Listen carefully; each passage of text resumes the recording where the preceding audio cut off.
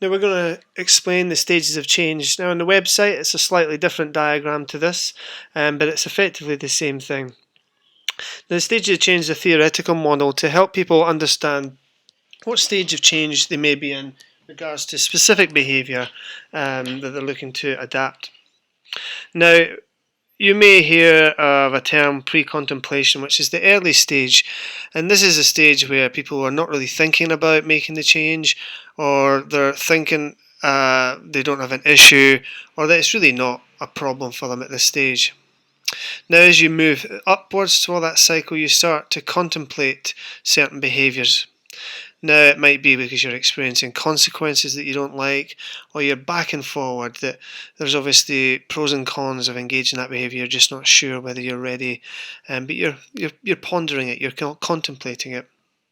Now, as you move forward into preparing action, this might look like you might researching, making phone calls to doctors, different things, just finding out some information, and then you actually take action towards changing that behaviour.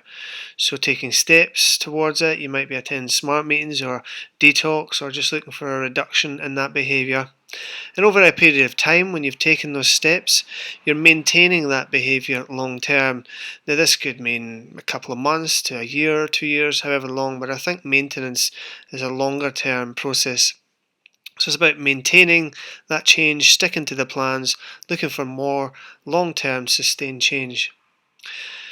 Now, when it comes to things to consider around these things, pre-contemplation, you might not want to change it, you might not be ready to change yet, you might not think it's an issue. Well, really the response to the considerations is just keep yourself safe, minimise the harm or risk that you're in. When you start to think about contemplating making that change, considering the cost benefits, if you don't make the change, what are the long-term impacts on my life? What would I like things to look like?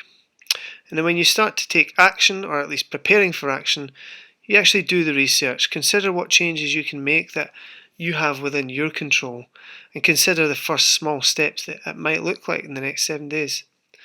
And then to the action stage, it's putting these plans into place, writing these plans down, seeking peer support at smart meetings, accountability, and keep learning through this process as well. Now the maintenance stage is a longer term, as we've said, but it's sometimes the most risky, because boredom can creep in, complacency can creep in. There is a real need for ongoing goal setting. It's not just a one-off thing down here. You need to continually setting new goals for yourself. And here, learning from mistakes and lapses is really key. There's no such thing as failure. It's only an opportunity to learn from these lapses. You're not back to square one if you make a mistake, but continually growing and learning and adapting and moving forward, but also gaining that lifestyle balance, and eventually through that maintained long-term change, there is an opportunity to break out of this cycle and find some freedom in that specific change in your life.